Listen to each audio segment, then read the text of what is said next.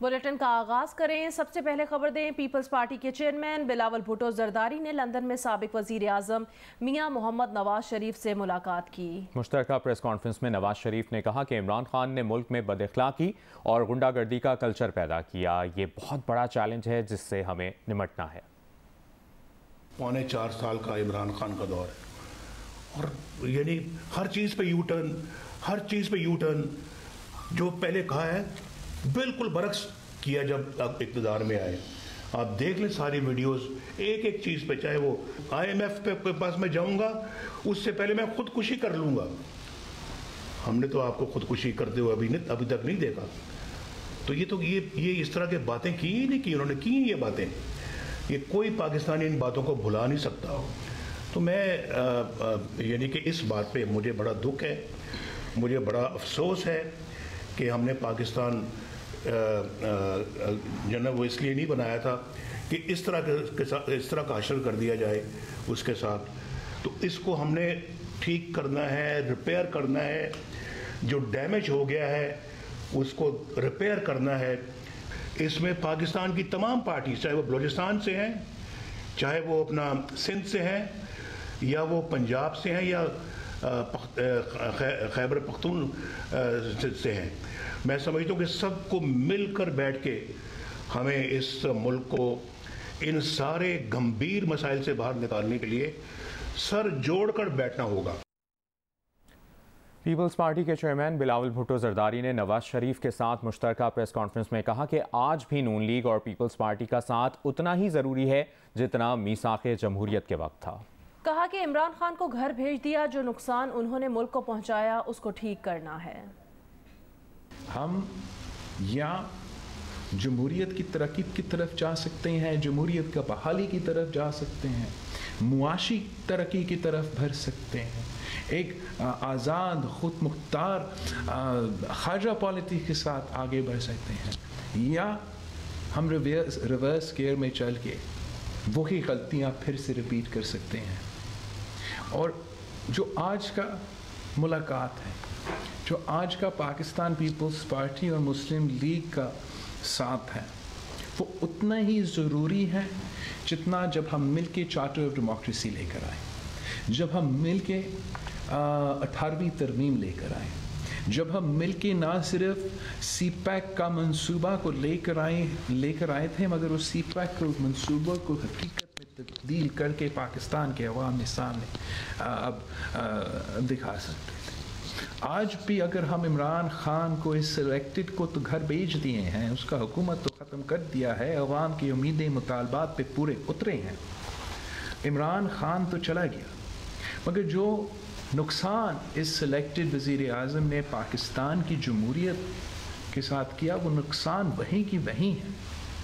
हमने इस सिलेक्टेड वज़ीर आज़म को हटाया है, इस इमरान खान को हटाया है, मगर जो नुकसान हमारा मीशत के साथ इसने कर दिया वो तो उसने कर लिया, अब हमने उसका इलाज निकालना है। चेयरमैन PTI इमरान खान का कहना है कि उनके खिलाफ साजिश बाहर से हुई, उनका जुर्म आज़ाद खारजा पॉलिसी बनाना था। हुकूमत तब गिराई गई जब मईशत ऊपर जा रही थी। लाहौर जलसे से खिताब में इमरान खान ने एतराफ़ किया कि 3.5 साल कोशिश के बावजूद वो करप्शन के खिलाफ केसेस को आगे ना बढ़ा सके। उन्होंने मुबैना गैर मुल्की मुरासले पर कमीशन बनाने की शहबाज शरीफ की पेशकश को मुस्तरद करते हुए कहा कि वो सुप्रीम कोर्ट के बगैर कोई कमीशन कबूल नहीं करेंगे। इमरान खान ने कहा कि उन्होंने तोशाखाना के तोहफे कानून के तहत खरीदे और बेचे, बेचकर जो पैसे मिले उससे घर के नीचे की सड़क बनवा ली। मैं चाहता हूं कि जल्दी से जल्दी इलेक्शन अनाउंस किए जाएं। हम एक जमहूरी पार्टी हैं, हम जमहूरियत चाहते हैं, लेकिन हम कभी भी इस सिलेक्टेड इंपोर्टेड हुकूमत को कभी तस्लीम नहीं करेंगे। एक ही तरीका है, जिनसे भी गलती हो गई, एक ही तरीका है गलती ठीक करने का, फौरी इलेक्शन करवाओ। तो मैं आज आपको लाया दूंगा कि मैं किसी सूरत से हुकूमत को कबूल नहीं करूंगा। मैं गुलामों को और पाकिस्तान के करप्ट तरीन लोगों को मैं कभी कबूल नहीं करूंगा। ये वो लोग जो आदि हुए थे पाकिस्तानियों को हुक्म देते थे, धमकियां देते थे, एक टेलीफोन पे सारी बातें मनवा लेते थे, उनको ये चीज पसंद नहीं आई। तो ये साजिश बाहर से हुई, अंदर मीर जाफर और मीर सादिक बैठे थे, अंदर 3 स्टूडेंट्स बैठे हुए थे, इन्होंने इनके साथ मिले और भी इसके अंदर लोग मुलव्वस थे और तारीख इन सारों को किसी को माफ नहीं करेगी। हमारी हुकूमत को तब गिराया, हमारी इकोनॉमी से तरफ जा रही थी। लाहौरियों जरा सुनो, तोशाखाना है क्या? जो भी मैंने खरीदी सब रिकॉर्ड के ऊपर है, सब कानून के अंदर है। और आज मैं आप सबको ये बता दूं कि मैंने उन पैसों से जो मेरे घर के नीचे सड़कें को आम लोगों को भी फायदा पहुंचाती थी, वो तोशाखाना के पैसे से सड़क ठीक की, हुकूमत का पैसा नहीं लिया। कभी किसी जमात को वोट ना दो जिनके लीडर्स के पैसे जायदादें मुल्क से बाहर पड़ी हैं। वोट हमें दे या ना दे, मैं आप सारे पाकिस्तानियों से बात कर रहा हूं, लेकिन खुदा के वास्ते कभी इन लोटों को सारी जिंदगी वोट नहीं देना आपने। अगर आपने इनको किसी भी हल्के में जीतने दिया, आप इस मुल्क से गद्दारी करेंगे। लाहौर में तहरीक इंसाफ के जलसे पर रद्द-ए-अमल देते हुए वफाकी वज़ीर दाखिला राना सनाउल्लाह ने कहा कि जब ये हल्कों में इलेक्शन के लिए जाएंगे तो लोग जूते मारेंगे। शेख रशीद यौमिया 2 प्रेस कॉन्फ्रेंसेस के वज़ीर दाखिला थे और उनका कोई काम नहीं था। प्रोग्राम आज शाहजेब खानज़ादा के साथ में बात करते हुए उन्होंने कहा 2018 के इलेक्शन में एक हल्के में तहरीक इंसाफ की सहूलत कारी की गई। मैं आज भी अपनी बात पे कायम हूँ और मैं पूरे यकीन से आपको कहता हूँ कि जब ये हलकों में इलेक्शन लड़ने के लिए जाएंगे लोग इनको जूते मारेंगे। ये जब वोट लोगों से मांगेंगे तो लोग इनके गिरेबान पकड़ेंगे और इनसे पूछेंगे कि किस तरह से इन्होंने 3.5-4 सालों में इस मुल्क का बेड़ा गर्क किया। ये बयानिया इनका जो फैन क्लब है ना, उसे ये लाहौर इकट्ठा कर लें, पेशावर इकट्ठा कर लें, कराची में इकट्ठा कर लें, ये उनके सामने जो है ये तमाशा कर सकते हैं। ये क्या तकारीर कर रहे हैं, गालियां निकाल रहे हैं। आप मुझे ये बताएं कि ये वज़ीर दाखिला साहब जो थे, एक प्रेस कॉन्फ्रेंस ये जो है वो दफ्तर जाते हुए करते थे, एक प्रेस कॉन्फ्रेंस जो दफ्तर से घर जाते हुए करते थे। वफाकी वजीर शाजिया मरी ने तोशाखाना के तहाइफ बेचने पर इमरान खान से सवाल किया कि बनीगाला में वो कौन सी सड़क है जिसे बनाने पर 142 मिलियन यानी 14 करोड़ 20 लाख रुपए खर्च हो गए। इमरान खान ने कौम का पैसा बनीगाला में लगा दिया, गरीबों का पैसा हेलीकॉप्टर में घूमने फिरने पर लगा दिया। शाजिया मरी ने कहा इमरान खान ये बताएं कि तोशाखाना के तहाइफ बेचकर उन्होंने जो 14 करोड़ रुपए कमाए उस पर टैक्स कितना दिया। ये भी सवाल किया कि इमरान खान कौम को बताएं कि तोशाखाने की घड़ी और हार कहाँ है। कौम को साइकिल का सबक देने वाले को हेलीकॉप्टर की लत क्यों लग गई। इमरान खान कौम को बताएं कि भारतीयों से फंडिंग लेकर उन्होंने भारतीयों को बदले में क्या दिया। हर नए दिन इमरान की नई करप्शन कहानी के साथ एक नई फरा गुजर सामने आएगी।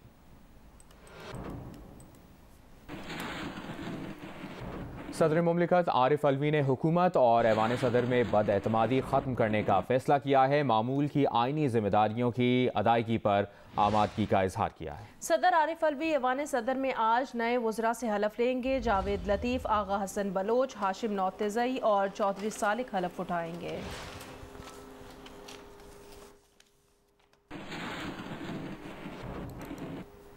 वज़ीर आज़म शहबाज शरीफ ने कौमी सलामती कमेटी का इजलास आज तलब कर लिया। कौमी सलामती कमेटी का इजलास दिन 2 बजे वज़ीर आज़म ऑफिस में होगा। इजलास में वफाकी वज़रा और तीनों सर्विसेज चीफ्स शिरकत करेंगे।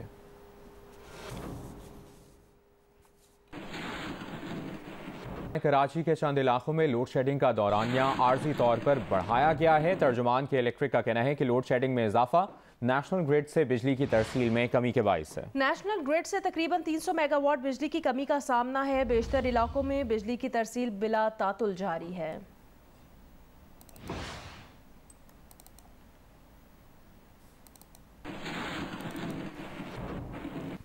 लाड़काना में 2 रोज़ पहले होने वाली बारिश के बाद अब तक बिजली बहाल ना हो सकी। शहर और ज़िले के मुख्तलिफ इलाकों में 40 घंटों से बिजली मुअत्तल है। कई इलाकों में पीने के पानी की किल्लत भी हो गई है। शहरी मुश्किलात का शिकार हैं। एग्जीक्यूटिव इंजीनियर सेप्को का कहना है कि बिजली के खंभे अब तक दुरुस्त नहीं हो सके। शहर के तीनों ग्रिड स्टेशन पर बिजली की सप्लाई बदस्तूर बंद है। मरम्मती काम के मुकम्मल होने का वक्त नहीं बताया जा सकता।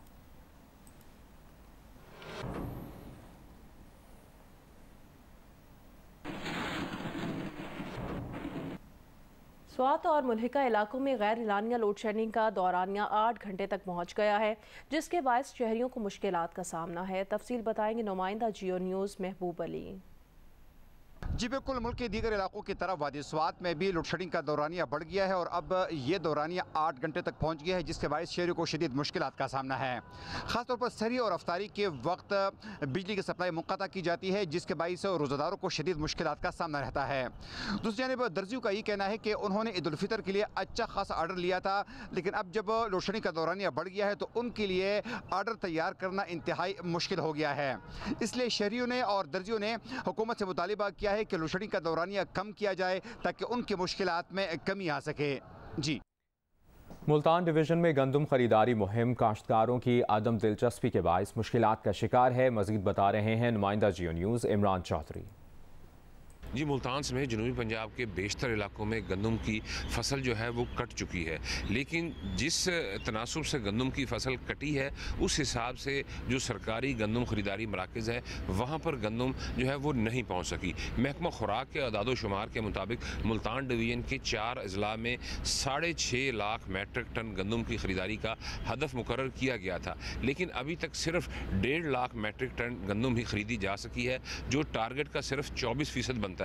जबकि मार्केट ज़राए का ये कहना है कि इस वक्त इन चारों अजला में 70 to 80% जो रकबे जिस पर गंदम काश थी वो कट चुकी है। तो इस लिहाज से इन अजला में गंदम की जो ख़रीदारी है वो बहुत कम है, जिसकी वजह से कमिश्नर मुल्तान ने खसूसी तौर पर तमाम अजला के जो महकमा खुराक के अफसरान हैं उनको नोटिस भी जारी किए हैं कि वो जल्द अज जल्द जो अपने टारगेट हैं वो पूरे करें।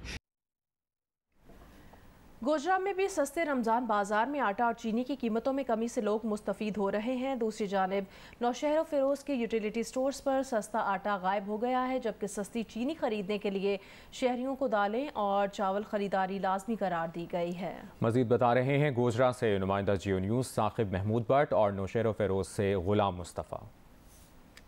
जी, हुकूमत की तरफ से सस्ता आटा और सस्ती चीनी का जो रिलीफ पैकेज सस्ते रमज़ान बाज़ार में दिया गया है, उसके तहत 10 किलो जो आटे का थैला है वो 550 रुपये से कम करके 400 रुपये कर दिया गया है, और इसी तरह जो चीनी है वो 80 रुपये किलो की बजाय 75 रुपये कर दी गई है। नौशहर फ़िरोज़ में यूटिलिटी स्टोर पर सस्ता आटा गायब है। चीनी 70 रुपये किलो मिलेगी, मगर यूटिलिटी स्टोर इंतज़ामिया ने चीनी खरीदने के लिए दालें, चावल और दीगर अशिया खरीदना ज़रूरी करा दिया है। वज़ीर-ए-आज़म शहबाज शरीफ के ऐलान के बाद भी अहलियान नौशहर फ़िरोज़ सस्ती चीनी और आटे से महरूम हैं। शहरियों ने मुतालबा किया है कि उन्हें आटा और चीनी के साथ दीगर अशिया के खरीदने की शर्त ख़त्म की जाए, ताकि लोग वज़ीर-ए-आज़म के ऐलान से मुस्तफ़ीद हो सकें।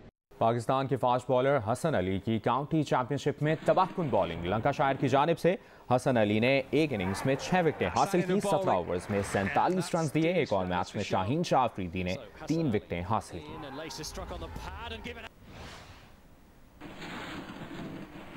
लेजेंड बॉक्सर से छेड़छाड़ महंगी पड़ गई। सैन फ्रांसिस्को में फ़ज़ाई सफ़र के दौरान नौजवान मदाह के लिए मुसलसल तंग करने पर माइक टायसन का पारा हाई हो गया। पिछली नशिस्त पर बैठे मुसाफिर पर मुक्कों की बारिश कर दी। नौजवान मदाह गैर मुतवक्के रद्द-ए-अमल पर हैरान रह गया। वीडियो सोशल मीडिया पर वायरल हो गई।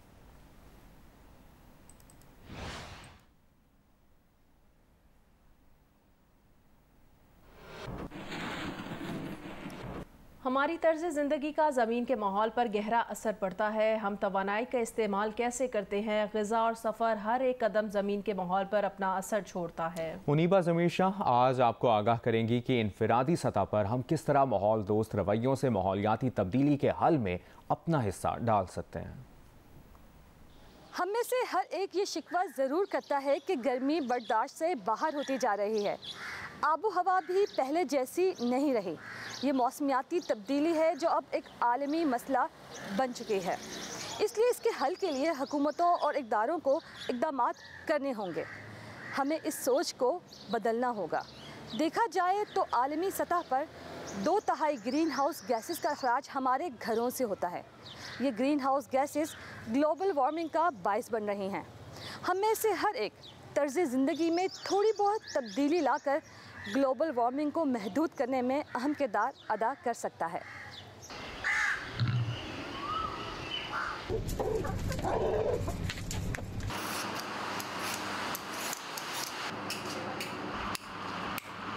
लाइफ स्टाइल चेंज करने में हमें सबसे पहला जो काम है वो इस बात को जहन में बैठाएं कि सिर्फ दरख्तों के लगाने से क्लाइमेट चेंज कम नहीं होगा।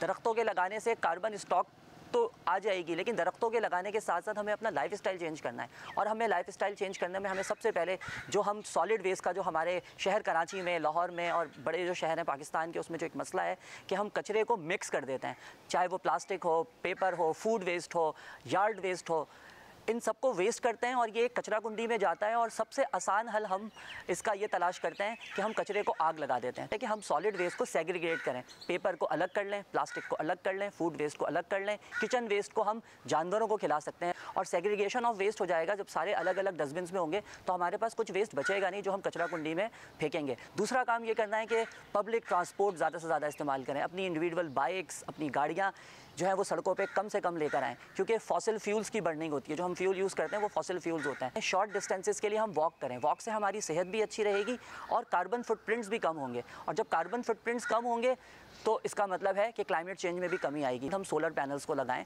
हम विंड एनर्जी को प्रमोट करें, बजाय इसके कि हम एक घर में अपने जनरेटर चलाकर बिजली जनरेट करें जब लोड शेडिंग का टाइम हो, और वो जनरेटर भी एक फॉसिल फ्यूल के ऊपर डिपेंडेंट हो, जिसकी वजह से वो फॉसिल फ्यूल को कंज्यूम करेगा, जो कि एक नॉन रिन्यूएबल रिसोर्स है। अगर आप जनरेटर अफोर्ड कर सकते हैं तो आप सोलर पैनल्स भी अफोर्ड कर सकते हैं। हम अपने घरों में जो सुई गैस के चूल्हे हैं उसको खुला छोड़ देते हैं, उससे वो भी एक मीथेन गैस है, वो भी एक सोर्स बनती है। इंडोर एयर पॉल्यूटेंट के तौर पे भी वो नज़र आती है और बाहर वो जाकर क्लाइमेट चेंज में भी वो अपना कंट्रीब्यूट करती है, क्योंकि मीथेन गैस भी एक ग्रीन हाउस गैसेज हैं। किचन वेस्ट है, ये जो गार्डन वेस्ट है, इससे आप कंपोस्ट तैयार कर सकते हैं। Compost is just like a soil conditioner. तो ये एक बहुत इंपॉर्टेंट चीज़ हो सकती है। अगर आप घोड़ा गाड़ी और टांगों में सफ़र नहीं कर सकते या आपके इलाके में अवेलेबल नहीं है तो आप साइकिलिंग करें। पाकिस्तान जो है वो ऑलरेडी वाटर स्कार्स कंट्री जो है वो डिक्लेयर हो चुका है। तो पानी का इस्तेमाल एहतियात के साथ करें, पानी को एहतियात के साथ इस्तेमाल करें और सूरज की रोशनी में आप कपड़ों को सुखाएं, बजाय इसके कि आप इलेक्ट्रिकल अप्लाइंसेस यूज़ करें, ड्रायर्स वगैरह यूज़ करें। वो फिर उसी एनर्जी के ऊपर डिपेंडेंट है जो कि नॉन रिन्यूएबल है। तो अगर हम सूरज की रोशनी में हम कपड़ों को सुखाएंगे तो उससे भी हमें बड़ा फ़ायदा होगा। और एसी के कमरों से बाहर निकलें। एसी के कमरों से बाहर निकल के आप सिर्फ आउटर के पास खड़े हो जाएं तो आपको 5 मिनट के अंदर ये अंदाज़ा हो जाएगा कि उससे कितनी हीट वेव्स निकल रही हैं। उन हीट वेव्स को आप सोचें कि वो आपके अर्थ के हीट बजट को कितना डिस्टर्ब कर रही हैं। तो थोड़ा सा इस चीज़ को देखने की ज़रूरत है कि अगर आपने एसी ऑन कर लिया तो एक तरफ तो वो एनर्जी कंज्यूम कर रहा है, दूसरा वो हीट को भी बहुत ज़्यादा जनरेट कर रहा है, जिसकी वजह से दूसरे लोग मुतासिर हो रहे हैं। अक़वाम आलम मुत्तफ़िक़ हैं कि अगर हम ज़मीन पर जीने के काबिल माहौल चाहते हैं तो 2050 तक ग्रीन हाउस गैसेस के अखराज को कम करके नेट ज़ीरो तक लाना होगा। कैमरामैन मोहम्मद साजिद के साथ उन्नीबा ज़मीर शाह, जियो न्यूज़, कराची। मेहर के आग से मुतासरा गांव के वासियों के लिए भेजे गए सामान की पुलिस की जानिब से चोरी का पुलिस हुकाम ने नोटिस ले लिया। SSP इरफान समू ने जियो न्यूज़ से बात करते हुए बताया कि वाक़े की तफ्तीश कर रहे हैं। करप्शन साबित होने पर किसी को छोड़ा नहीं जाएगा। निजी इदारे की जानिब से भेजा गया इमदादी सामान तकसीम करने की बजाय पुलिस एहलकार अपने साथ ले जाते रहे। सोशल मीडिया पर वीडियो वायरल हो गई। जियो न्यूज़ पर खबर नशर होने के बाद पुलिस के आला हुकाम ने वाक़े की तफ्तीश शुरू कर दी।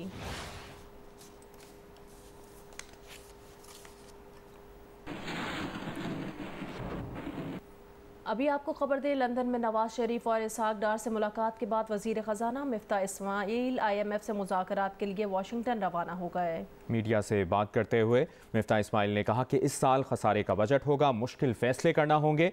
अहम तरीन मसला मुआशी हालत की बेहतरी है। नवाज शरीफ ने हिदायत की है कि आवाम पर मज़ीद बोझ नहीं डाला जाए। पाकिस्तान में महंगाई इस वक्त दुनिया के तीसरे नंबर पर थी। बड़े मुल्कों में जो इकोनॉमिस्ट ने ट्रैक किया था, अर्जेंटीना और टर्की के बाद खान साहब ने जो कर्ज लिया है 20,000 अरब रुपए का 4.25 साल में कर्ज लिया है। इसकी मिसाल ये है कि जो कर्ज 71 साल में लिया गया था, लियाकत अली खान से लेकर नासिरुल मुल्क तक, उसका 71 साल में जो कर्ज लिया उसका 80% कर्ज इन्होंने 3.25 साल में ले लिया, 4.25 साल में ले लिया। टैक्स अभी तक उतने टैक्स टू जीडीपी उतना कलेक्ट नहीं किया जितना हम छोड़ के गए थे। अखराजात बढ़ गए, जो IMF से वादे किए थे, वादे वही जो लिख के दिए थे वो सारे वादे तोड़े हैं, कुछ जानबूझ के तोड़े हैं, कुछ नाअहली की वजह से तोड़े हैं। एक बड़ा इम्तिजाज है नाअहली और बदअनवानी का जो खान साहब ने तारीख रकम की है। साबिक सूबाई वजीर और chairman national business group Pakistan मियां जाहिद हुसैन ने कहा है कि हुकूमत को पेट्रोल महंगा करने की कड़वी गोली निगलना पड़ेगी। पेट्रोलियम मसनूआत महंगी ना की गई तो मुल्क दिवालिया हो जाएगा। वजीर आजम शहबाज शरीफ ने तेल की कीमत ना बढ़ाने का फैसला किया, जो खुश आयन था, मगर खजाने में इसका बोझ उठाने की सकत नहीं है। मौजूदा नाजुक माशी सूरत हाल के पेश नज़र हुकूमत को मुल्क को कौम के मुफाद में पेट्रोलियम मसनूआत की कीमत में इजाफे की कड़वी गोली निगलना पड़ेगी। ये कीमतें ना बढ़ाई गई तो मुल्क दिवालिया हो जाएगा, जबकि मौजूदा कीमतें बरकरार रखने से IMF से भी मजीद कर्जों का असूल नामुमकिन हो जाएगा। वजीर आजम शहबाज शरीफ ने अवाम के मुफाद में तेल की कीमत ना बढ़ाने का फैसला किया था, जो खुशाइन तो जरूर था मगर मुल्की खजाने में इसका बोझ उठाने की सकत नहीं है। अगर मौजूदा कीमतों को बरकरार रखा गया तो GDP का खसारा जो 5% रहने की तवक्को की जा रही थी 10% तक बढ़ने का इम्कान हो जाएगा। बरतानवी वजीर आजम बोरिस जॉनसन के दौरा भारत पर बरतानवी रुकने पार्लियामेंट नाज शाह की तनकीद। कहा, बरतानिया के खारजा ताल्लुकात सिर्फ तिजारत पर नहीं बल्कि इंसानी हुकूक पर भी मबनी हैं। गुजारिश है कि इस्लामोफोबिया के बढ़ते केसेस पर मोदी सरकार के सामने ये मामला उठाया जाए।